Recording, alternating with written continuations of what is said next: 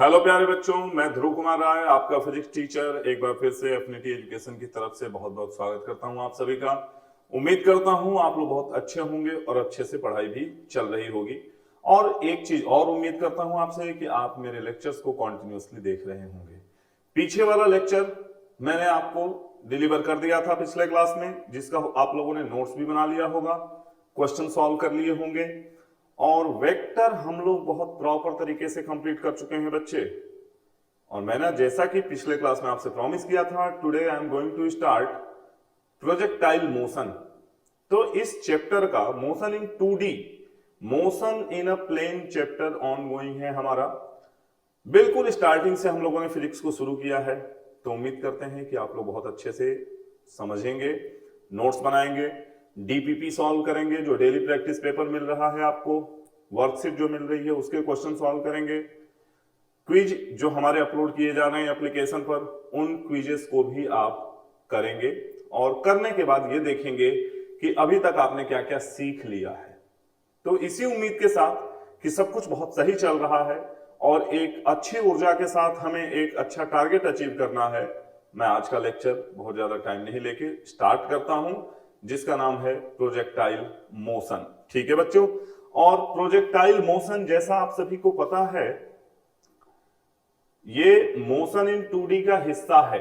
Motion in 2D यानी motion in plane, motion in plane बोलो या फिर बोलो 2 डायमेंशनल मोशन। 2 डायमेंशनल मोशन आप लोगों को बहुत अच्छे से पता है कि जिसमें एक्स और वाई दो कोऑर्डिनेट्स हमारे जो हैं वो वेरी करते रहते हैं।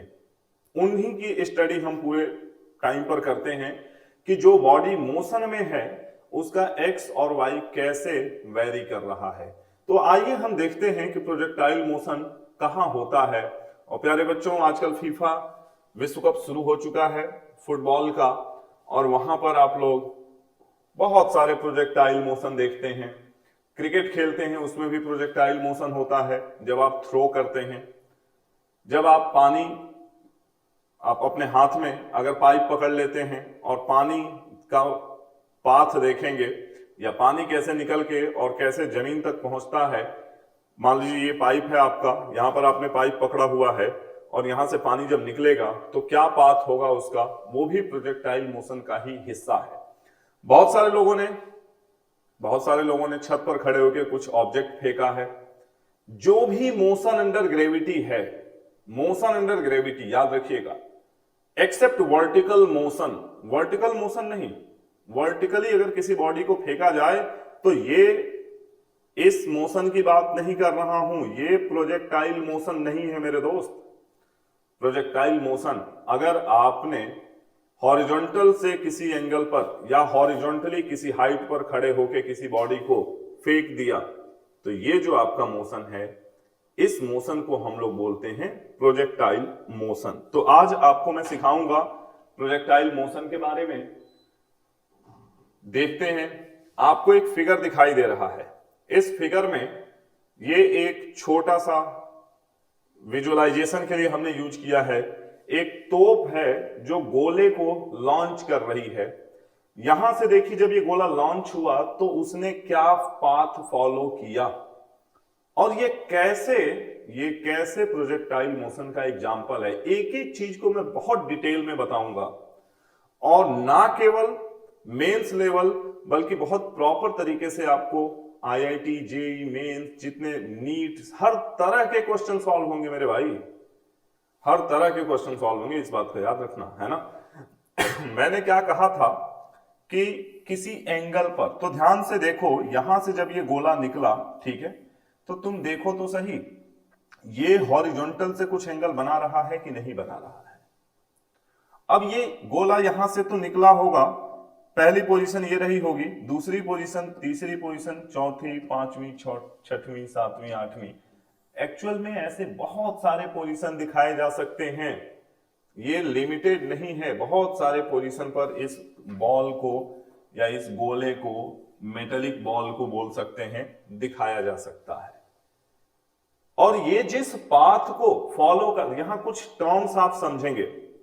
प्रोजेक्टाइल क्या होता है, सिंपल, पहला हेडिंग डाल लीजिए प्रोजेक्टाइल। प्रोजेक्टाइल हेडिंग डाले पहली वाली। बच्चे ये जिस ऑब्जेक्ट को या जिस बॉडी को आपने थ्रो किया है at any angle but not vertically, again I would like to say कि vertical motion is not under the projectile motion. इसको हम ऑब्लिकली बोल सकते हैं या हॉरिजॉन्टल प्रोजेक्शन बोल सकते हैं, ठीक है। तो प्रोजेक्टाइल मोशन जो है बच्चे, उसमें प्रोजेक्टाइल ये बॉडी हो गई जिसको आपने फेंका है ना, ये ही प्रोजेक्टाइल है जिसको प्रोजेक्ट किया है, जिसको फेंका है, ठीक है, ये हो गया प्रोजेक्टाइल। और ये प्यारे बच्चे जिस पाथ को फॉलो कर रहा है उस पाथ को बोलते हैं हम लोग ट्रेजेक्ट्री। छोटी छोटी बातें, छोटी छोटी मगर मोटी बातें, बहुत ध्यान से सुनते रहिएगा। ट्रेजेक्ट्री, पहले देखो सुनने का बड़ा इंपॉर्टेंट रोल होता है। सुनोगे, समझोगे, समझोगे उनको इंप्लीमेंट कर सकते हो, किसी को समझा भी सकते हो, लेकिन अगर तुम्हारे पास ही कॉन्सेप्ट नहीं रहेगा तो तुम दूसरे को क्या समझाओगे, है ना। इसलिए सुनो ध्यान से। जिस चीज को फेंका वो प्रोजेक्टाइल और जिस पाथ को उसने फॉलो किया, सिंपल ही पाथ देखना है ना। किसी ऑब्जेक्ट को फेंको, देखो ये ऐसे मैं यहां से फेंक रहा हूं, ये ऐसे, इधर से फेंका ये ऐसे, है ना। तो ये किस पाथ को फॉलो कर रहा है उसको बोलेंगे ट्रेजेक्ट्री। दूसरा बच्चे, ये इस पॉइंट से इस पॉइंट तक आने में कितना हॉरिजॉन्टल डिस्टेंस कवर कर रहा है एक्स एक्सिस के अलोंग या हॉरिजॉन्टल एक्सिस के अलोंग, उसको हम लोग रेंज बोलते हैं प्यारे बच्चे। कितना मैक्सिमम हाइट कवर किया इसने, ग्राउंड से कितना मैक्सिमम हाइट गया, उसको एच मैक्स या फिर मैक्सिमम हाइट बोलते हैं। एक और इंपॉर्टेंट पॉइंट, जितनी देर तक ये हवा में रहा, यहां से चलने के बाद यहां तक कितनी देर तक ये हवा में है, उसको हम लोग टाइम ऑफ फ्लाइट बोलते हैं। जैसे एग्जांपल में आपने सुना होगा कि मैं अमेरिका जा रहा हूं, 16 घंटे की फ्लाइट है, ये जर्नी टाइम है, इतनी देर तक फ्लाइट में आपको रहना होगा। बीच में ब्रेक जर्नी हो गई तो वो टाइम काउंट नहीं होगा टाइम ऑफ फ्लाइट में। वैसे यहां की बात करें तो यहां तो the total time for which projectile is in air is known as time of flight. तो ये सारी चीजें मैं आज आपको सिखाऊंगा। दो तरह के प्रोजेक्टाइल आज मैं आपको सिखाऊंगा। पहला, एक तो हॉरिजॉन्टल प्रोजेक्शन और दूसरा ऑब्लिक प्रोजेक्शन या फिर projection eight any angle from horizontal. आइए उनको फिगर से समझाता हूं आपको। ये दो फिगर आपके सामने मैंने दे दिए, ठीक है। इस फिगर की अगर मैं बात करूं तो मान लो कि किसी टावर पर आप खड़े हो। अच्छा, एक सच सच बताना सभी लोग, कितने लोगों ने होली में गुब्बारे में भर के पानी मारा है नीचे वाले पे। लोग रास्ते में जा रहे हैं और आप छत पर खड़े हैं रंग बिरंगे गुब्बारे लेके और पानी भर लिया उसमें, यानी कलर वाला पानी, और उसको लेके फेंकते रहिए। फेंकने के दो तरीके हो सकते हैं, तीन तरीके हो सकते हैं, है ना। एक तो तरीका यह है कि लड़का बड़ा शैतान है भाई, ये मानेगा नहीं, है ना। एक तरीका यह है कि ऐसे हॉरिजॉन्टली फेंक दिया, ऐसे ऐसे, और गया, ये जाके कहीं गिरेगा, वो कहां गिरेगा उसकी बात में बात करेंगे। दूसरा तरीका यह है ऐसे फेंक दिया डायरेक्ट, इस तरह से पकड़ा और ऐसे थ्रो कर दिया नीचे की तरफ। तीसरा, यहीं से इधर की तरफ फेंक दें, ठीक है। तो ये दोनों तो प्रोजेक्शन में होंगे, दोनों प्रोजेक्टाइल मोशन का हिस्सा होंगे, लेकिन ये हमारा प्रोजेक्टाइल मोशन का हिस्सा नहीं होगा, इसको वर्टिकल मोशन बोलेंगे। दूसरा, आप देखिएगा यहां पर, ये जब आप हॉरिजॉन्टली किसी चीज को फेंकते हैं ना, यहां से खड़े होकर आपने हॉरिजॉन्टली किसी चीज को बच्चे ऐसे थ्रो किया, let us consider u metre per second से, तो ये किस पाथ को फॉलो करेगी, ये कुछ इस तरह से आके यहां पर गिरेगा, जो कि सेमी पैराबोला होगा। पैराबोला यानी क्वाड्रेटिक इक्वेशन। क्वाड्रेटिक इक्वेशन को अगर आप ग्राफ बनाएंगे, आप सभी ने क्वाड्रेटिक इक्वेशन बहुत अच्छे से पढ़ा होगा, ax square plus B X plus C, quadratic equation, जिस पॉलिनोमियल भी बोल सकते हैं इसको, अभी मैं पॉलिनोमियल ले लेता हूं, ax square plus B X plus C. अगर मैं इसका ग्राफ ड्रॉ करूं तो यू शेप बनेगा और उस यू शेप को ही हम पैराबोला बोलते हैं। ठीक है, तो ये सेमी पैराबोला है। क्यों? क्योंकि इधर वाला पोर्शन गायब है। ठीक है, इस टाइप के प्रोजेक्शन को हम लोग बोलेंगे बेटे हॉरिजॉन्टल प्रोजेक्शन, जिसका फिगर आपको यहां पर दिखाया हुआ है। इसकी भी बात करेंगे आज की क्लास में। और एक दूसरे टाइप का प्रोजेक्शन है जो ये हमारा था ऑब्लिक प्रोजेक्शन। तो ये दोनों की आज हम बात कर रहे हैं, आगे और भी बात करेंगे, लेकिन अभी हेडिंग डाल लीजिए प्रोजेक्टाइल मोशन। और इसको एक बार समझिएगा, मैं बार बार बोल रहा हूं कि motion of any object which is being guided only due to gravity, केवल ग्रेविटी के इफेक्ट की वजह से वो मूव करेगा। ग्रेविटी ही है जो उसके मोशन को कंट्रोल करेगा। अच्छा, वर्टिकल मोशन को मैं प्रोजेक्टाइल मोशन का हिस्सा क्यों नहीं बोल रहा हूं, उसका एक रीजन और समझिए। जब आप किसी ऑब्जेक्ट को वर्टिकली ऊपर या वर्टिकली नीचे फेंकते हैं तो उस केस में केवल वाई कंपोनेंट वेरी करता है, एक्स कंपोनेंट वेरी नहीं करता। और ऐसे में ये कैसे हो सकता है कि ये 2D हो, ये 2 डायमेंशनल मोशन बना ही नहीं, क्योंकि केवल एक्स वेरी कर रहा है या केवल वाई वेरी कर रहा है। तो ये 1 डायमेंशनल मोशन बोला जाएगा, ना कि 2 डायमेंशनल। आपने मान लीजिए किसी ऑब्जेक्ट को ऊपर से नीचे फेंक दिया तो भाई इसमें वाई वेरी कर रहा है ना, केवल नीचे से ऊपर फेंक दिया तो ये ऐसे गया और ऐसे ही वापस आ गया, जैसे गया उसी पाथ से वापस आ गया। एग्जांपल ये देखिए, जैसे फेंका वैसे वापस आ गया, ये प्रोजेक्टाइल नहीं होगा। ठीक है, तो देखेंगे आप यहां पर नोट भी करते रहेंगे। If an object is thrown in air with some initial velocity at some angle with the horizontal and then allowed to move under the gravity, point to be noted my lord, under the gravity the object moves in a curved path। और वो curve path याद रखना मेरे भाई, हमेशा parabolic होगा। इस पर हम लड़ाई कर सकते हैं, बात कर सकते हैं खूब आराम से, है ना। Such type of motion is known as projectile motion and that object is said to be projectile। जिस बॉडी को आपने फेंका उसी बॉडी को हम लोग क्या बोलते हैं दोस्त? प्रोजेक्टाइल। जिस पाथ को फॉलो करती है ट्रेजेक्ट्री, उस ट्रेजेक्ट्री का इक्वेशन लिख के दिखाऊंगा कि क्यों पैराबोला है। एक एक चीज दिखाऊंगा, छुपाने वाला कोई काम नहीं, सब कुछ दिखेगा। डेरिवेशन करेंगे, अभी थोड़ी सी एक अंडरस्टैंडिंग डेवलप कर लें प्रोजेक्टाइल मोशन की, फिर डेरिवेशंस पर चलेंगे मेरे भाई। यहां देखना, एक पॉइंट ध्यान दीजिएगा यहां पर, जो कि मैं पहले ही बता चुका हूं। ऐसा कोई नहीं है, अब कुछ नहीं ऐसा मिलने वाला जो आपको न बताया हो। अब केवल वो चीज मिलेंगी जो मैं डेरिवेशन करके दिखाऊंगा कि कैसे इसको ऑब्टेन करते हैं। उसके बाद आपसे रिक्वेस्ट करूंगा कि उस फॉर्मूले को अपने दिमाग और दिल दोनों से जोड़ लीजिए, क्योंकि दिल और दिमाग दोनों का कंट्रोल एंड कोऑर्डिनेशन होना बहुत जरूरी है। आपने बायो में एक चैप्टर भी पढ़ा होगा भाई, कंट्रोल एंड कोऑर्डिनेशन। तो सोचिए और दिल से सोचिए और जल्दी जल्दी उसको एग्जीक्यूट करिए। ये कंट्रोल एंड कोऑर्डिनेशन बिल्कुल वैसे ही जरूरी है जैसे गाड़ी चलाते समय क्लच, गियर और ब्रेक के साथ साथ एक्सलरेटर, ये 3-4 चीजों का बहुत अच्छा कॉम्बिनेशन होना चाहिए, बहुत अच्छा कोऑर्डिनेशन होना चाहिए। पता चला आपका पूरा ध्यान केवल क्लच और गियर पर है, एक्सलरेटर और ब्रेक से आपका कोई मतलब नहीं है, स्टीयरिंग किधर जा रहा है कोई मतलब नहीं है, बहुत दिक्कत हो जाएगी भाई।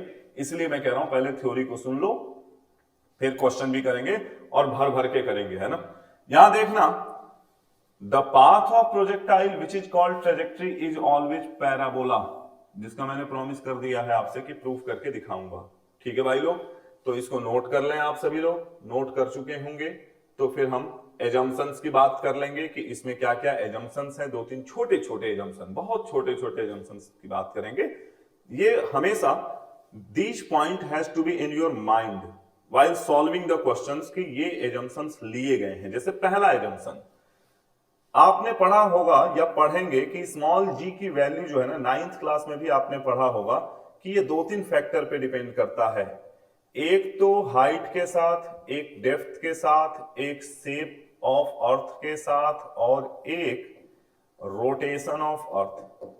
इन सब के साथ ये वेरी करता रहता है। एल्टीट्यूड सुना होगा आपने, लैटिट्यूड, लैटिट्यूड के साथ भी ये वेरी करता है। तो इसलिए स्मॉल जी क्योंकि इसको गवर्न कर रहा है, तो पहला पॉइंट जो है मिलॉर्ड ध्यान दीजिएगा, the acceleration due to gravity is constant over the motion of projectile. Small G की वैल्यू मत बदलने देना, ना तो बढ़ेगी ना तो घटेगी, इस बात को याद रखना दिमाग में। ये सारे फैक्टर हटा दीजिए, ये सारे फैक्टर वहां पर देखे होंगे आपने ग्रेविटेशन चैप्टर में, ठीक है बच्चों। नेक्स्ट पॉइंट देखिएगा, यहां लिखा हुआ है the effect of air resistance is negligible. अब ऐसा नहीं है कि आपने किसी ऑब्जेक्ट को फेंका और हवा तेज चलने लगी और तेज हवा चलने की वजह से उसका पाथ बदल गया, इसलिए air resistance has to be neglected, it is not being consideration, इसको कंसिडरेशन में नहीं ले रहे हम लोग, है ना। Next third point, the effect due to rotation of earth, अभी बताया था आपने, है ना, and curvature of the earth, क्योंकि अर्थ का शेप भी कुछ ऐसा ही होता है, फ्लैट होता है ना, तो ये शेप की वजह से और उसके रोटेशन की वजह से चेंजेस होने वाले इफेक्ट को हम नेग्लेक्ट करके चलते हैं, ठीक है। नोट कर लिया होगा आप लोगों ने। आगे बढ़ते हैं हम लोग और चलते हैं अब डेरिवेशन की तरफ, और शुरुआत करते हैं किससे, हम हॉरिजॉन्टल प्रोजेक्शन से। तो पहला हेडिंग डाल लो बच्चों, हॉरिजॉन्टल प्रोजेक्शन, हॉरिजॉन्टल प्रोजेक्शन या हॉरिजॉन्टल प्रोजेक्टाइल मोशन। इसमें आप ध्यान से देखें, लेट अस कंसीडर कि एक h हाइट पर आप खड़े हैं और वहां से आपने एक बॉडी जिसको आपने u मीटर पर सेकेंड की स्पीड से हॉरिजॉन्टली प्रोजेक्ट कर दिया बच्चे। ये ग्राउंड है, ये ग्राउंड सरफेस है। आपने जब प्रोजेक्शन किया था, बहुत ध्यान से देखना, जब आपने प्रोजेक्शन किया था तो इनिशियल वेलोसिटी एक्स एक्सिस के अलोंग तो u मीटर पर सेकेंड थी, लेकिन initial velocity along y axis was 0 metre per second.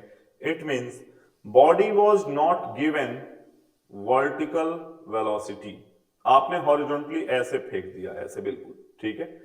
अब होगा क्या, इसका स्पीड बढ़ना शुरू करेगा एक्स एक्सिस के अलोंग या वाई एक्सिस के अलोंग। तो इसका जवाब ये है कि मैं तो बता चुका हूं ना कि ये मोशन अंडर ग्रेविटी है, और ग्रेविटी हमेशा ऊपर से नीचे काम करती है, कभी हॉरिजॉन्टल नहीं काम करती। तो इसलिए याद रखना कि इस टाइप के प्रोजेक्शन में u यानी कि ux जिसको आप बोलोगे, ये हमेशा क्या रहेगा बच्चे, कांस्टेंट रहेगा। हॉरिजॉन्टल वेलोसिटी नहीं बदलेगी तो नहीं बदलेगी, बात खत्म। लेकिन जो वेलोसिटी नीचे की तरफ है वो बदलेगी, और वो क्यों बदलेगी, वेलोसिटी अलोंग y एक्सिस जो होगा वो वेरिएबल रहेगा, याद रखिएगा इसको।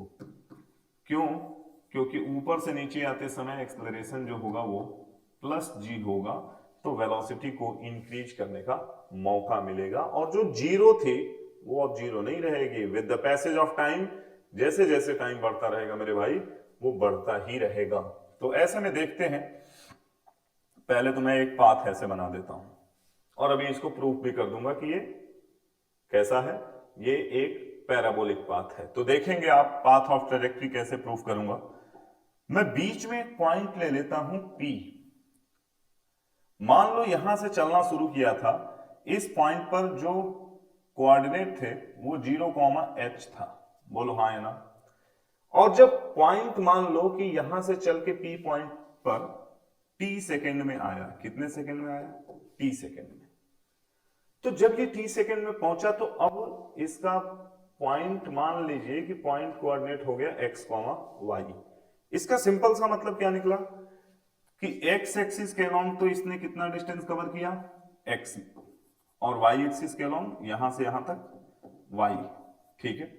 तो हम ये देखेंगे कि दोनों के लिए टाइम सेम मिल रहा है, तो हम टाइम पहले निकाल लेंगे। टाइम कैसे, for motion along x axis, ध्यान से देखते रहिएगा, for motion along x axis. और क्योंकि ये यूनिफॉर्म होता है बच्चे, ना तो बढ़ता है ना तो घटता है, इसके वजह से हम यहां पर स्पीड को क्या ले लेंगे, speed is equals to distance upon time. And from where we will get t equal to distance x axis के लॉन्ग कितना कवर किया x, और स्पीड क्या थी u, इक्वेशन नंबर 1। मतलब यहां से यहां पहुंचने में इसको ये टाइम लगा, ठीक है। इसी को मैं y एक्सिस के लिए अप्लाई कर दूंगा और मुझे x और y में रिलेशन मिल जाएगा। मतलब टाइम के साथ x और y का क्या रिलेशन है, किस तरह से वो वेरी कर रहे हैं, वो ही इक्वेशन ऑफ ट्रेजेक्ट्री होगा, वो ही इक्वेशन ऑफ पाथ होगा। तो देखिएगा मेरा पहला हेडिंग ही है इक्वेशन ऑफ ट्रेजेक्ट्री के लिए मैं काम कर रहा हूं। अब होगा बच्चे फॉर मोशन अलोंग, लिखते चलिएगा है ना, सुनते भी चलिएगा, नोट भी बनाते चलिएगा। For motion along Y axis, और आपको पता है ना ये वाई एक्सिस के अलोंग मोशन जो है, क्योंकि कुछ डिस्टेंस भी कवर कर रहा है, वो डिस्टेंस कितना कवर कर रहा है वाई, इसके लिए हम जो यहां पर यूज करने जा रहे हैं वो सेकेंड इक्वेशन ऑफ मोशन होगा s equal to u t plus half a t square. Clear है बच्चे। अब एक पॉइंट मैं पहले भी बता चुका हूं, क्योंकि सब कुछ y एक्सिस के लॉन्ग है, और y एक्सिस के लॉन्ग इनिशियल वेलोसिटी जो थी बच्चे वो 0 थी, और डिस्प्लेसमेंट ये y कवर कर रहा है, तो ये तो पूरा पोर्शन 0 हो गया। इनिशियल वेलोसिटी 0 थी नहीं थी, देख लीजिए यहां पर, प्लस हाफ इनटू ए की जगह प्लस जी, पहले ही बता चुका हूं सब कुछ है ना, टाइम की जगह रख दीजिए X square upon u square. देखो भैया क्या रिलेशन आ गया, y equal to G by 2u square, y equal to G by 2u square into x square. देखो इसको ऐसा भी तो लिख सकते हो भाई, y is equal to a X square, और ये कैसा इक्वेशन है, since it is a quadratic equation in terms of x, that is path of projectile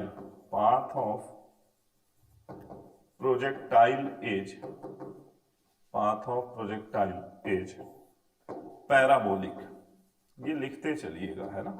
path of projectile कैसा निकाल दिया बेटे हमने, पैराबोलिक निकाल के यहां पर रख लिया, तो इसको नोट कर लें आप सभी लोग, y is equal to a X square, क्योंकि क्वाड्रेटिक इक्वेशन है ना भाई, और क्वाड्रेटिक का मतलब ही है, ग्राफ ड्रॉ करके देखो ना, सिंपल। ये क्वाड्रेटिक का मतलब ये भी है कि एक्स एक्सिस को ये 2 बार कट करेगा। कितनी बार कट करेगा, अब चाहे ऐसे करे चाहे ऐसे करे, ठीक है। पैराबोला के बेसिकली 4 इक्वेशन होते हैं, 4 तरह से पैराबोला को हम लोग रिप्रेजेंट करते हैं। ऐसा भी कर सकते हैं इस तरह से, ठीक है, इस तरह से भी कर सकते हैं। ये एक्स एक्सिस का पैराबोला है, ये दोनों वाई एक्सिस के पैराबोला हैं, ठीक है। तो अगर आप मैथ के स्टूडेंट नहीं है तो इसको छोड़ सकते हैं, आपका इससे कोई बड़ा रिश्ता नहीं है, ठीक है।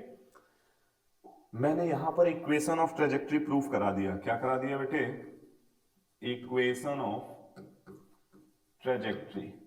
अब मैं आपको 2 main point, time of flight, क्योंकि यहां पर टाइम ऑफ फ्लाइट निकलेगा है ना, तो टाइम ऑफ फ्लाइट आपको सिखाऊंगा। दूसरा पॉइंट जो आपको सिखाऊंगा वो होगा रेंज, ठीक है। तो पहला हेडिंग डाल लेते हैं टाइम ऑफ फ्लाइट, थोड़ा बड़ा करेंगे इसको, अगर आप इसको नोट कर चुके होंगे तो देखिएगा, यहां हेडिंग डालेंगे टाइम ऑफ फ्लाइट। ये स्क्रीन पर आ रहा है ब्लैक कलर साफ साफ, देख लीजिएगा एक बार सर कैमरे में, टाइम ऑफ फ्लाइट, ठीक है। अच्छा, टाइम ऑफ फ्लाइट ये है कि कितनी देर तक ये हवा में था। तो इसके लिए आप बड़ा सिंपल तरीका अपनाइए, आप ये देखो कि इसको टोटल वर्टिकल डिस्टेंस कवर कितनी करनी है, h कवर करनी है कि नहीं करनी, बताइए। वर्टिकल h है, तो सिंपल यही वाला फॉर्मूला मैं यूज करने जा रहा हूं, और कुछ नहीं कर रहा है, इसी वाले को यूज करूंगा।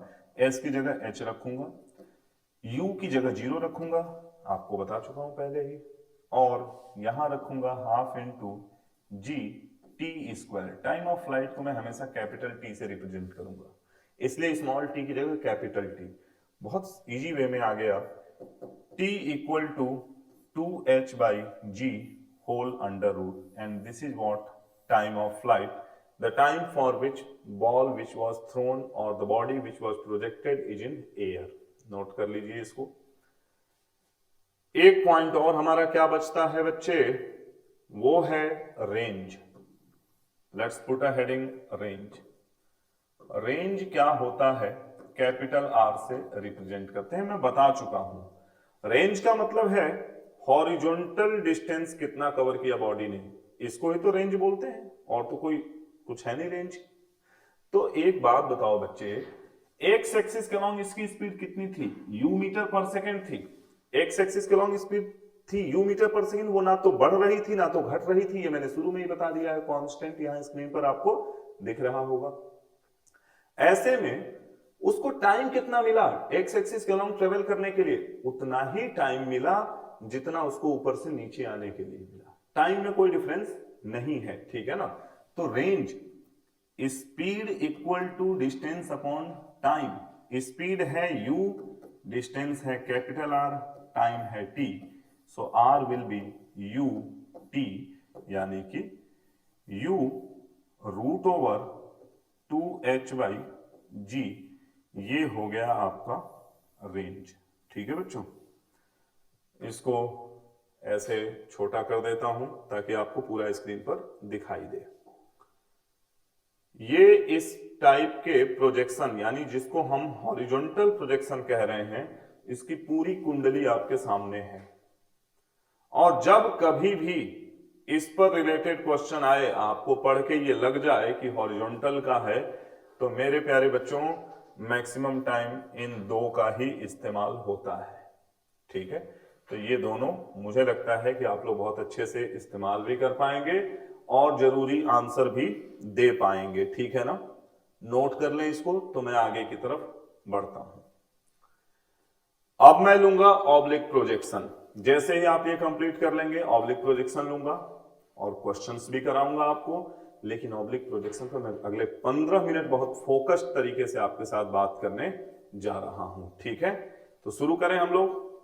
लेते हैं नेक्स्ट पेज और हेडिंग डालते हैं projection at an angle from horizontal,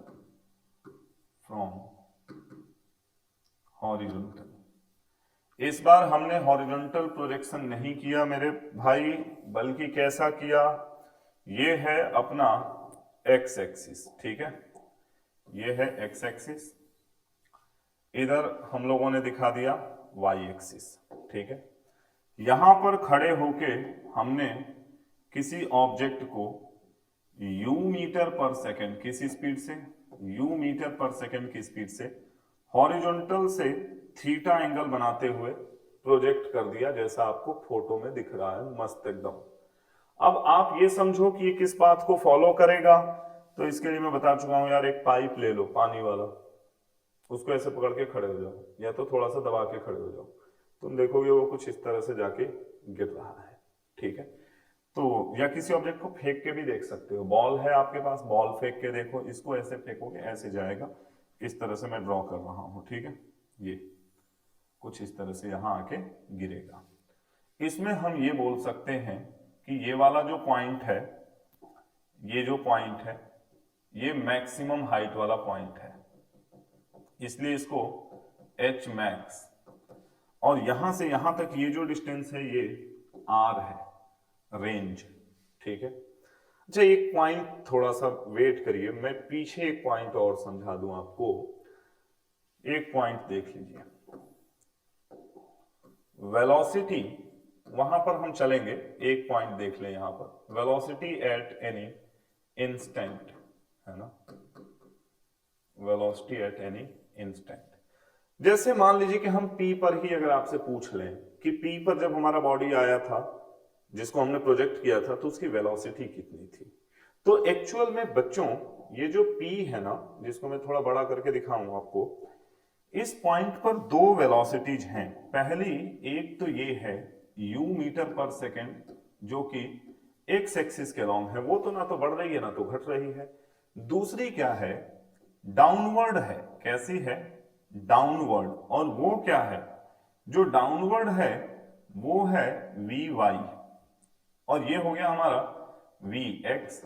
तो इन दोनों का जो रिजल्टेंट होगा ना, वो होगा इस पॉइंट पर v, और उसको निकालने के लिए आप इस कर्व के ऊपर टेंजेंट ड्रॉ कर दीजिएगा, v आ जाएगा, और ये कितना एंगल बनाएगा, बीटा एंगल, अल्फा एंगल, कुछ भी ले सकते हैं आप, है ना, अल्फा ले लीजिए, बीटा ले लीजिए।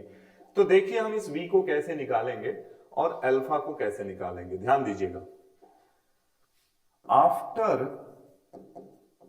t सेकेंड, भैया वेलोसिटी अलोंग एक्स एक्सिस तो u मीटर पर सेकेंड ही रहेगा, इसमें तो अपना दिमाग लगाना मत, ठीक है। वेलोसिटी अलोंग y एक्सिस हो जाएगा बेटे u प्लस ए टी, और u किधर, y एक्सिस के अलोंग, एक्सलरेशन भी y एक्सिस के अलोंग, तो vy आएगा, uy तो जीरो था, यहां लिखा हुआ है g into T, simple, equation 1 equation 2, ठीक है। अब ये दोनों एक दूसरे के परपेंडिकुलर हैं, देखो ना यहाँ पर, ये है वी एक्स, ये है वी वाई, इन दोनों का रिजल्टेंट यही तो आएगा v, और ये मान लो कि बीटा है, अल्फा है, जो मर्जी वो, क्योंकि मैंने वहां बीटा दिखा रखा है, और ये है इसका ये, तो सिंपल, अगर ये वी वाई है तो ये भी वी वाई होगा, है ना। तो v क्या आ जाएगा, v equal to, Pythagoras theorem लगा सकते हैं आप, या वेक्टर पैरेललोग्राम लॉ लगा सकते हैं, v x square plus v y square, और टेन बीटा को क्या लिख सकते हैं, टेन बीटा को आप लिख सकते हैं v y upon v x, तो बीटा आ जाएगा बेटे यहां से क्या, tan inverse g t upon u, ठीक है, और यहां से आप निकाल लीजिए u square plus g square t square, ये पूरी वैल्यू हो गई इंस्टेंटेनियस वेलोसिटी की, इसको बहुत अच्छे से नोट कर लीजिए, ये जरूरी है, ठीक है। तो वेलोसिटी का मैंने दोनों चीजें आपको निकाल के दे दिया बच्चे, क्या था, पहला तो मैंने आपको मैग्नीट्यूड दे दिया, और दूसरा इसकी एंगल वो कितना बना रहा है हॉरिजॉन्टल के साथ, वो बता दिया, ठीक है। नोट कर लें आप लोग, फिर मैं आगे बढ़ता हूं। ये वाला पोर्शन एक छोटा सा मुझे याद आ गया कि ये छूट रहा है, क्योंकि कुछ क्वेश्चंस ऐसे आते हैं जिनमें ये पूछ लिया जाता है, तो इसका जानकारी होना बहुत जरूरी है आपके पास, ठीक है। अगर आप नोट कर चुके हैं तो मैं आगे बढ़ता हूं, और इस क्वेश्चन में मैं आपको इक्वेशन ऑफ ट्रेजेक्ट्री बिल्कुल बाद में कराऊंगा, इक्वेशन ऑफ ट्रेजेक्ट्री करके मैं दिखाऊंगा कि पाथ जो होता है वो पैराबोलिक होता है, लेकिन बिल्कुल लास्ट में। अभी जो करने जा रहा हूं उसको ध्यान से देखिए। अभी मैं आपको रेंज, तीन चार चीजें निकाल के देने जा रहा हूं। एक तो मैक्सिमम हाइट निकालेंगे हम लोग, ठीक है, एक रेंज निकालेंगे, और एक टाइम ऑफ फ्लाइट निकालेंगे, क्लियर है। तो ऐसा करते हैं बच्चे कि सबसे पहले दो इंपॉर्टेंट पॉइंट्स पर नोट डाउन करिएगा। एक तो ये कि ये u मीटर पर सेकेंड को हम दो कंपोनेंट में ब्रेक कर सकते हैं, जिसमें पहला क्या है, u cos थीटा, जो कि x एक्सिस के लॉन्ग हो गया, हॉरिजॉन्टल एक्सिस के लॉन्ग, और दूसरा है हमारा u sin थीटा, ये देखिएगा u sin थीटा, ये क्या है बेटे, ये initial velocity along y axis है, और ये है वेलोसिटी अलोंग x एक्सिस बोल दें, क्योंकि आपको पता है ना, यहां लिख लीजिएगा, ये कांस्टेंट रहेगा, ना तो बढ़ेगा और ना ही घटेगा, जबकि ये हमेशा वेरिएबल रहेगा, वेरिएबल। और अगर मैं इसको O बोलता हूं, इस पॉइंट को A बोलता हूं, इस पॉइंट को B, और इस वाले पॉइंट को C, तो मैं आपको बता दूं कि O से A तक एक्सलरेशन जो होगा वो -g रहेगा, जबकि A से B तक एक्सलरेशन +g रहेगा। ऐसा क्यों? A से B तक जो बॉडी है उसकी वेलोसिटी बढ़ती रहेगी, जबकि O से A तक वेलोसिटी घटती रहेगी, और वर्टिकल वेलोसिटी तो A वाले पॉइंट पर 0 हो जाएगी। इसीलिए A पॉइंट को हाईएस्ट पॉइंट भी बोलते हैं, मैक्सिमम हाइट भी बोलते हैं, उससे ज्यादा ऊपर नहीं जा सकता, है ना। तो at point A velocity along y axis 0, लेकिन वेलोसिटी अलोंग x एक्सिस जो होगा वो अभी भी u cos थीटा ही होगा, क्लियर है। तो टाइम ऑफ फ्लाइट निकालने के लिए मैं पहला तो टाइम ऑफ एसेंट निकालता हूं, है ना, time of ascent. Ascent means कि मैक्सिमम हाइट तक चढ़ने में या पहुंचने में इसको कितना टाइम लगा। तो फर्स्ट इक्वेशन ऑफ मोशन, क्योंकि ये वर्टिकल के अलोंग है ना प्यारे बच्चे, वर्टिकल के अलोंग है, तो फर्स्ट इक्वेशन ऑफ मोशन का इस्तेमाल कर लेता हूं, जो कि होता है क्या, v equal to u plus a t, और ये y एक्सिस के अलोंग, सब कुछ y एक्सिस के अलोंग। इनिशियल फाइनल वेलोसिटी ये पर क्या लिख रखा हमने, जीरो। इनिशियल वेलोसिटी क्या थी बेटे, u साइन थीटा, और बता चुका हूं कि जब बॉडी नीचे से ऊपर जाएगी तो एक्सेलरेशन माइनस जी होगा, माइनस जी इंटू टी। तो यहां से आपका जो टाइम आया बेटे वो आ गया u sine theta whole divided by G. अब मेन पॉइंट समझिए, क्योंकि इस पूरे मोशन में केवल एक ही गवर्निंग फैक्टर है भाई, और वो है ग्रेविटी, स्मॉल जी। वो ही एक कांस्टेंट रेट से वेलोसिटी को डिक्रीज करा रहा है ओ से ए तक, और वो ही ए के बाद बी तक स्पीड को बढ़ा रहा है, और कोई नहीं है। इसलिए जितना टाइम इसको ओ से ए तक लगेगा, सेम टाइम ए से बी तक लगेगा, और तब हम लिख पाएंगे, क्या लिखेंगे, टाइम ऑफ फ्लाइट।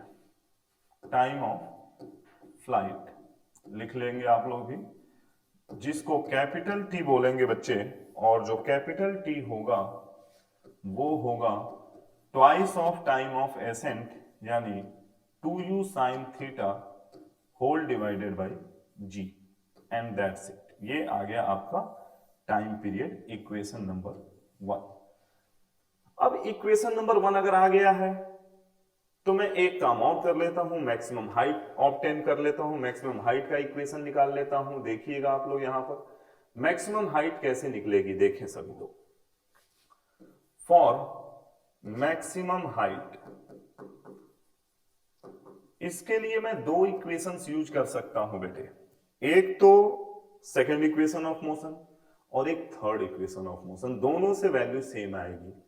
जब मैं second equation of motion use करूंगा तो वो होता है s equal to u t plus half g t square, तो वहां पर t मैं ये रखूंगा टाइम, और थोड़ी सी कैलकुलेशन बड़ी होगी, तो कैलकुलेशन को अंडर कंट्रोल बहुत छोटा करने के लिए v square minus u square equal to 2a s।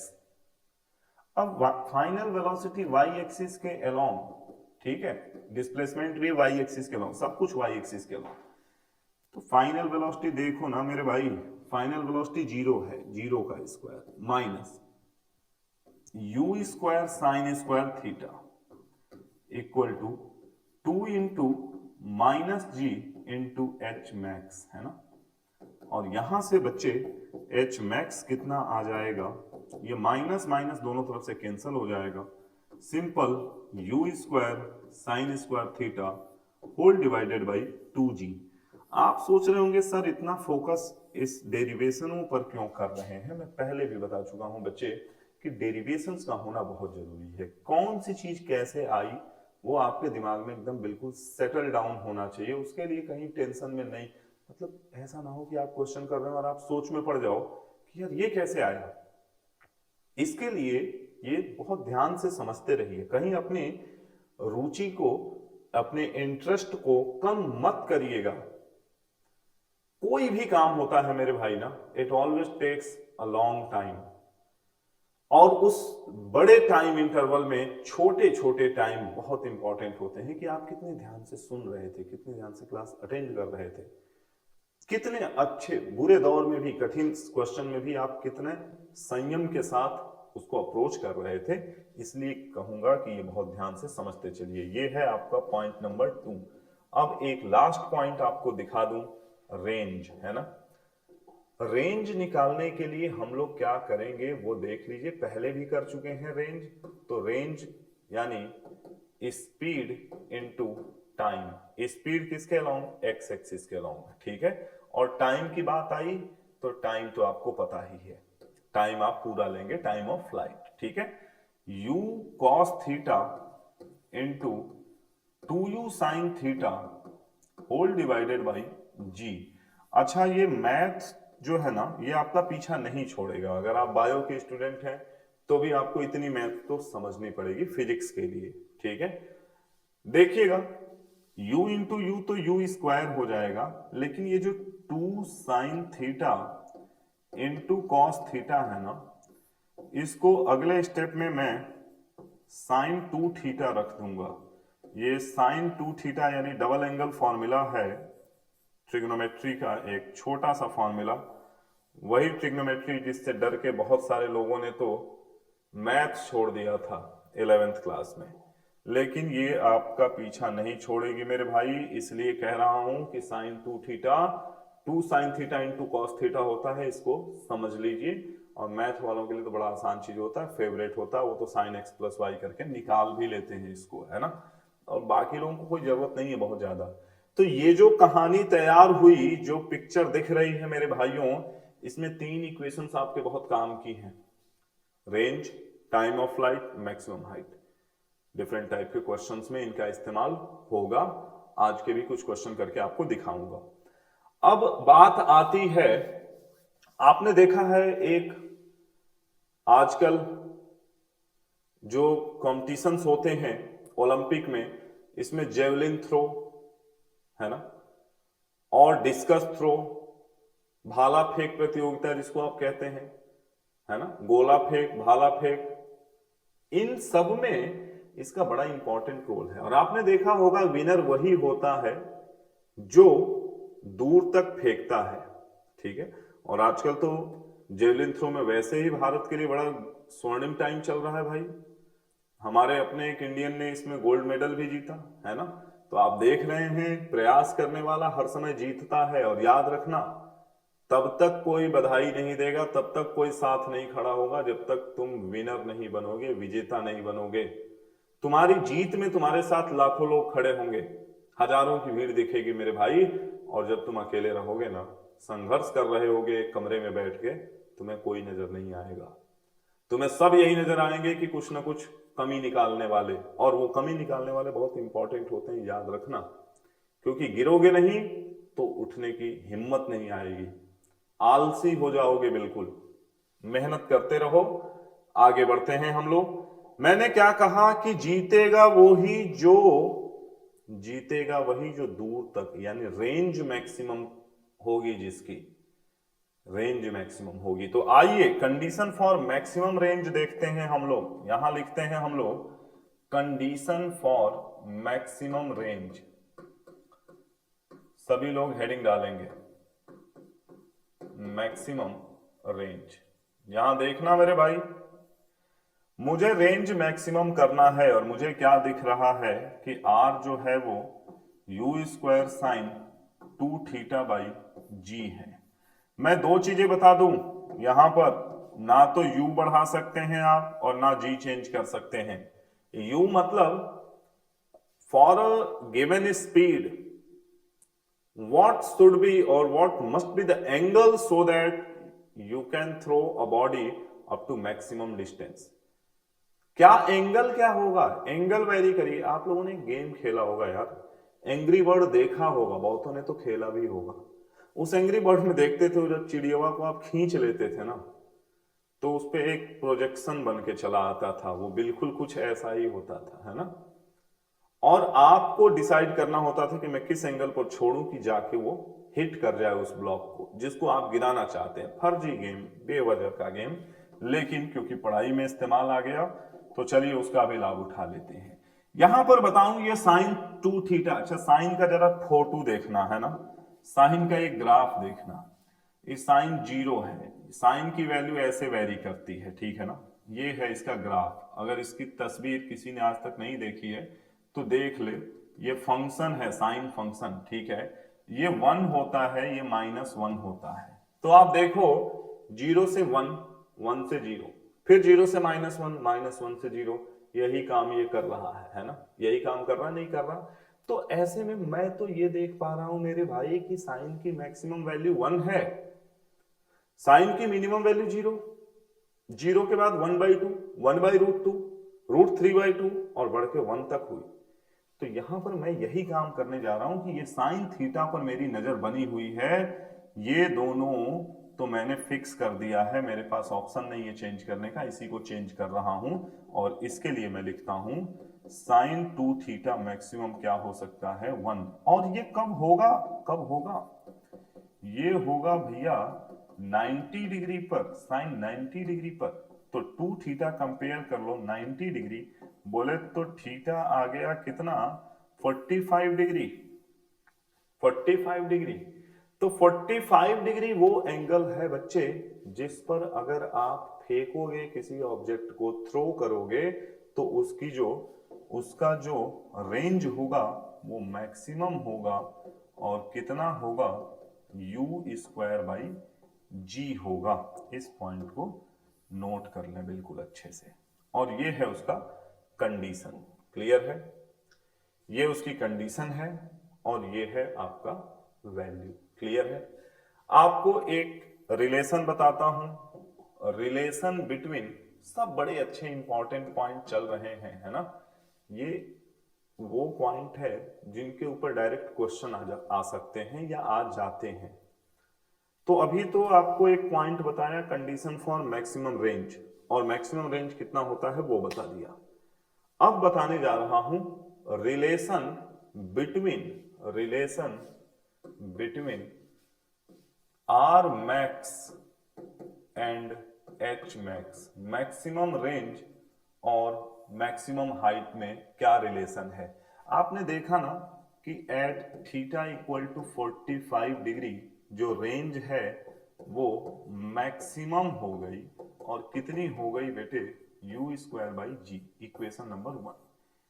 और मैक्सिमम हाइट का फॉर्मूला क्या होता है, h मैक्सिमम होता है u² साइन स्क्वायर 45 डिग्री रख रहा हूं मैं यहां पर, अपॉन 2g, क्योंकि मुझे पता है कि थीटा कितना होता है, 45 डिग्री होता है, 45 डिग्री है, ठीक है। तो ऐसे में बच्चों साइन 45 की वैल्यू मैं यहां रख दूंगा, तो ये u²/4g आ जाएगा। पता है कैसे, क्योंकि साइन 45 होता है 1/√2, और 1/√2 का स्क्वायर करोगे तो 2 × 2 4 हो जाएगा। इट मीन्स कि आप मैक्सिमम हाइट की अगर बात करो तो वो मैक्सिमम रेंज का 1/4 होता है, या फिर आप ये बोलो कि जो R मैक्सिमम होता है वो 4 टाइम्स ऑफ H मैक्सिमम होता है। चाहो ये बोलो, चाहो इसको कंसीडर करो, दोनों एक ही बात है, दोनों में कोई अंतर नहीं है, ठीक है बच्चे, ये आपके सामने दिख रहा है। इन इंपॉर्टेंट पॉइंट्स को ध्यान से देखते चलिए, बहुत अच्छे से देखते चलिए, समझ में भी आ रहा है ना। नोट्स तो बना ही रहे हो, वीडियो पॉज करके भी नोट्स बना सकते हो, ये कॉपी कर सकते हो, साथ में समझने का भी प्रयास करो कि यहां हमने क्या किया कि जब एंगल 45 डिग्री पर हमने थ्रो किया तो मैक्सिमम रेंज और मैक्सिमम हाइट में जो रिलेशन निकल के आया बेटे, वो आर मैक्सिमम जो आया वो 4 टाइम्स आया मैक्सिमम हाइट का। यानी अगर इधर 4 मीटर जा रहा है तो ऊपर 1 मीटर तक जाएगा, ये कुछ रिलेशन है, ठीक है। आगे मैं आपको बताना चाहता हूं, दो बातें ध्यान से सुनिएगा। एक ऑब्जर्वेशन है, वैसे तो ये आपको मैं प्रूफ करके भी दिखाऊंगा कि अगर एक बार हमने ऐसे फेंका थीटा एंगल पर, और दूसरी बार हमने इसको फेंका 90 माइनस थीटा पर, कितने डिग्री पर, 90 माइनस थीटा पर, यानी कुछ इस तरह से, ठीक है, ऐसा। ऐसे में दोनों में ही रेंज सेम होता है, दोनों में क्या होता है, रेंज सेम होता है, एक ही जगह जाके ये बॉडी गिरती है। दो एंगल ऑफ प्रोजेक्शन पर, कौन कौन सा, 90 माइनस थीटा और थीटा, ये दो एंगल ऑफ प्रोजेक्शन ऐसे हैं, लिख लीजिए, एक स्टेटमेंट लिख लेते हैं हम लोग। क्या है वो statement, there are two angles of projection, two angles of projection for which, for angle of projection at same speed कर लीजिए, है ना, स्पीड अलग अलग नहीं रखना, same speed for which range is same, range same होगा। और वो कौन है, एंड दे आर सप्लीमेंट्री नहीं, कॉम्प्लीमेंट्री, है ना, they are complementary to each other. वो दोनों ही क्या हैं, एक दूसरे से कॉम्प्लीमेंट्री है, एक दूसरे से कॉम्प्लीमेंट्री, यानी कि दोनों का जो सम है वो कितना है बेटा, वो 90 डिग्री है। ठीक है, तो देखेंगे ध्यान से आप लोग। अब ये प्रूफ करके दिखाऊंगा आपको, है ना, ये यहां पर रख लेता हूं। पहला पोर्शन एट थीटा पर हम डेरिवेशन ऑलरेडी कर चुके हैं। आर कितना आता है, इसको R1 मान लेते हैं। R1 आ जाएगा u square sine 2 theta upon G, equation number 1। दूसरा सेकंड एट थीटा डैश, यानी कि 90 माइनस थीटा, ठीक है, 90 डिग्री माइनस थीटा, तो R2 कितना आ जाएगा, या R डैश, वो हो जाएगा u square sine 2 into 90 minus theta whole divided by G. ठीक है बेटे, और u square sine 180 degree minus 2 theta upon G. जो मैथ वाले बच्चे हैं वो जानते होंगे, और बायो वालों के लिए बता रहा हूं कि साइन 180 डिग्री माइनस थीटा जो होता है वो साइन थीटा ही होता है।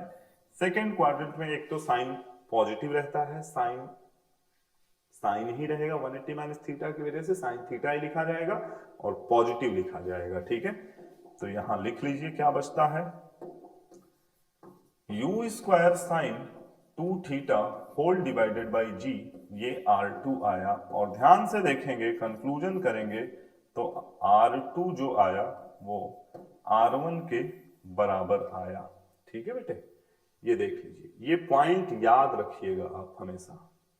इसको थोड़ा बड़ा कर देते हैं, इस पॉइंट को हमेशा याद रखिएगा कि जैसे टेबल बनाते हैं, थीटा 1 थीटा 2, पहले तो यही लिख लीजिए, थीटा और 90 माइनस थीटा, 90 डिग्री, 15 डिग्री और 15 डिग्री और 75 डिग्री, 30 डिग्री 60 डिग्री, है ना, 40 डिग्री 50 डिग्री, 10 डिग्री 80 डिग्री। इस तरह से ये जो एंगल हैं एक दूसरे के कॉम्प्लीमेंट्री होने चाहिए, दोनों का सम 90 होना चाहिए। तब आप देखोगे कि दोनों के लिए जो रेंज है ना बच्चे, वो सेम रहेगा, रेंज नहीं चेंज होगा। क्लियर है क्या? अगर हो गया हो तो आप मुझे इजाजत दें तो मैं आगे मूव करता हूं। 2-3 पॉइंट और अच्छे हैं जो आपको मैं नोट कराना चाहता हूं। जैसे एक तो अब जो मुझे कराना है वो है इक्वेशन ऑफ ट्रेजेक्ट्री। ठीक है, इक्वेशन ऑफ ट्रेजेक्ट्री देखिएगा, देखिए यहां पर equation of trajectory. Equation of trajectory के लिए आप एक काम कर लीजिएगा कि यहां पर एक पॉइंट जो है वो P मान लीजिएगा, एक पॉइंट आप P कंसीडर कर लीजिए और मान लीजिए कि उसका जो कोऑर्डिनेट है वो x, y है, जैसा पहले भी हमने किया था। अब ये बताओ बच्चे कि यहां से यहां पहुंचने में कुछ टाइम लगा होगा कि नहीं लगा होगा, और अगर टाइम लगा है तो कुछ डिस्टेंस इसने x एक्सिस के अलोंग कवर किया, उसको x दिखा दीजिए, जो डिस्टेंस इसने y एक्सिस के अलोंग कवर किया उसको y दिखा दीजिए, और दोनों के लिए time t, time will be same, distances along x axis and y axis will be different but time will be same। ठीक है, तो ऐसे में पहले तो मैं ये निकालता हूं कि x axis के along, थोड़ा इसको अलग से करते हैं हम लोग, है ना, इसमें बहुत सारी चीजें लिख चुके हैं हम लोग, तो यहां बना लेते हैं। ठीक है, ये ऐसे आपने प्रोजेक्शन किया और ये है आपका u मीटर पर सेकेंड, इधर के तरफ u cos थीटा, अपवर्ड की तरफ u साइन थीटा, और ये हमने P पॉइंट मान लिया है बेटे, जिसके कोऑर्डिनेट x, y हैं। ये डिस्टेंस y है, ये वाली डिस्टेंस x है, ये एंगल थीटा है। ठीक है, इक्वेशन ऑफ ट्रेजेक्ट्री हेडिंग डालेंगे सभी लोग। इक्वेशन ऑफ ट्रेजेक्ट्री देखेंगे यहां पर। इक्वेशन ऑफ ट्रेजेक्ट्री में फिर वही बात, O से P तक पहुंचने में मैं एक्स एक्सिस के अलोंग मोशन को पहले कंसीडर करता हूं। तो देखिएगा यहां पर मोशन अलोंग एक्स एक्सिस, और एक्स एक्सिस के अलोंग मोशन कैसा है सर? यूनिफॉर्म है। यूनिफॉर्म है तो टाइम हो जाएगा कितना?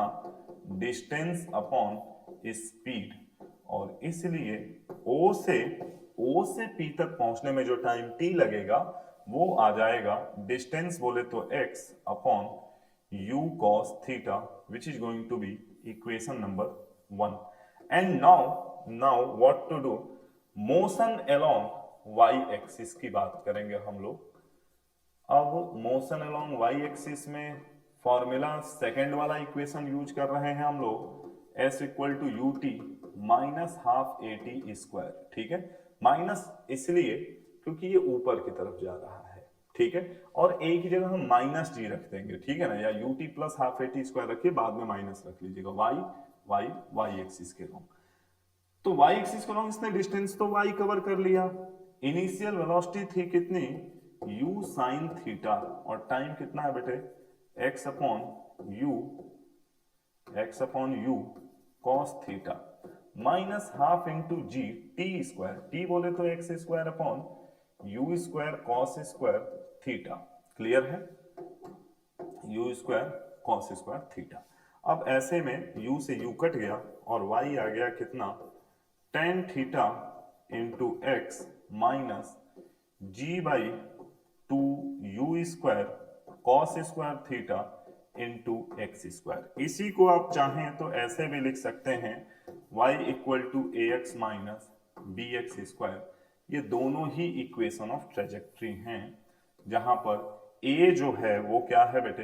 एक कांस्टेंट है, इसकी वैल्यू a के बराबर और इस पूरे की वैल्यू b के बराबर। ठीक है, आप देखो ना, आप देखो तो सही ध्यान से, ये कैसा है? पैराबोलिक है कि नहीं है? आपको जवाब मिलेगा कि हाँ सर ये पैराबोलिक है। और अगर पैराबोलिक है बेटे,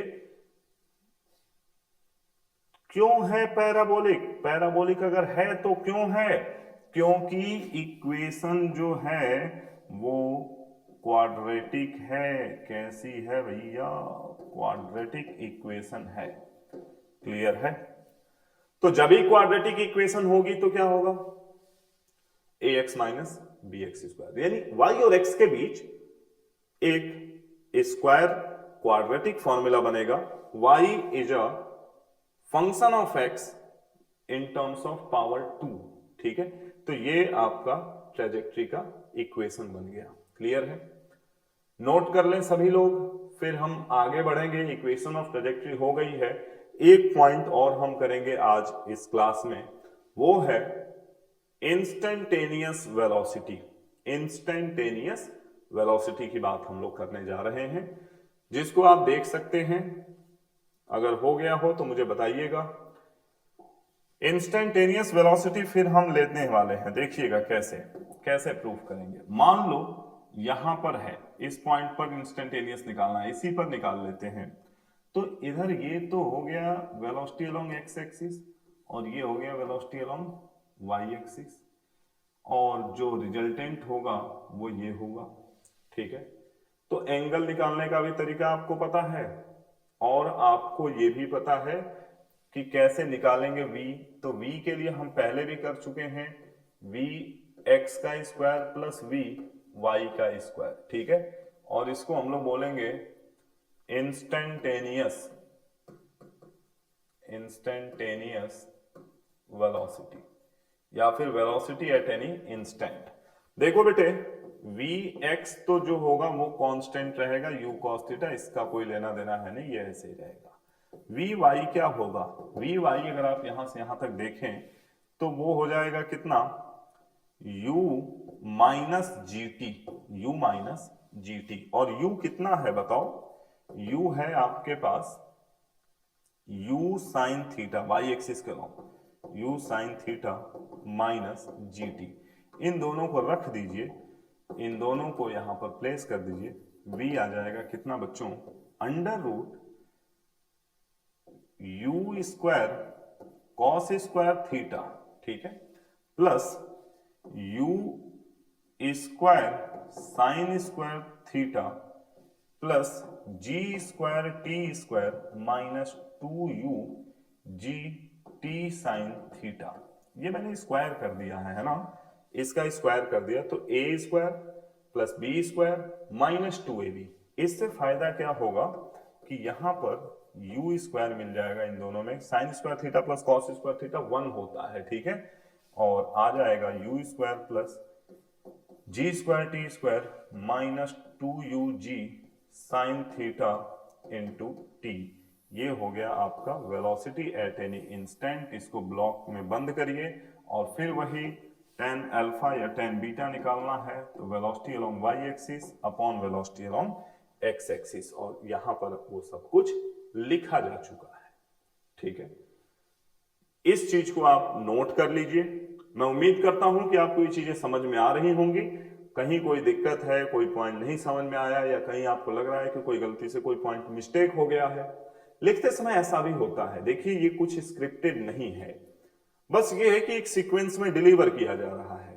तो ये हो सकता है कहीं लिखने में कोई आपको पढ़ते समय समझ में आए कि नहीं कहीं प्लस माइनस गलती हो रही है, आप कमेंट करके हमारे मैसेज में आके बता सकते हैं। कोई बड़ी बात नहीं है, इंसान है, प्लस माइनस की गलती हो सकती है, लेकिन मोस्ट ऑफ द टाइम इसमें कोई गलती आपको नहीं मिलेगी। आप अच्छे से समझिए। आपको भी अगर लग रहा है कि नहीं समझ में आ रहा है, हो सकता है आप एरर कर रहे हो, गलती आपकी तरफ से हो रही हो, ऐसा भी हो सकता है, तो उस टाइम पर कम्युनिकेट करना बहुत जरूरी हो जाता है। और इस प्लेटफॉर्म पर हम लोगों ने ये सुविधा रखी है जिसमें आप कम्युनिकेट कर सकते हैं, ठीक है बच्चे। तो आगे बढ़ता हूं मैं, नेक्स्ट लेते हैं हम लोग। यहां तक ये कॉन्सेप्ट अगर आपको सब समझ में आ गया होगा तो अब मैं आगे बढ़ना चाहूंगा और कुछ और इंपॉर्टेंट फैक्ट लेके अगली क्लास में आपके साथ आऊंगा। तब तक आपको कुछ क्वेश्चंस देके जा रहा हूं, उन क्वेश्चंस को सॉल्व करिए, केवल फॉर्मूले पर इंप्लीमेंट करिए, ठीक है, बहुत ज्यादा नहीं, कुछ 4-5 क्वेश्चन ही आपके लिए देके जा रहा हूं, इनको आप इंप्लीमेंट करिए। नहीं कर पाएंगे तो मैं अगली क्लास में इसको सिखाऊंगा आपको, देखिएगा। ये हो चुका है, ये सब है ना।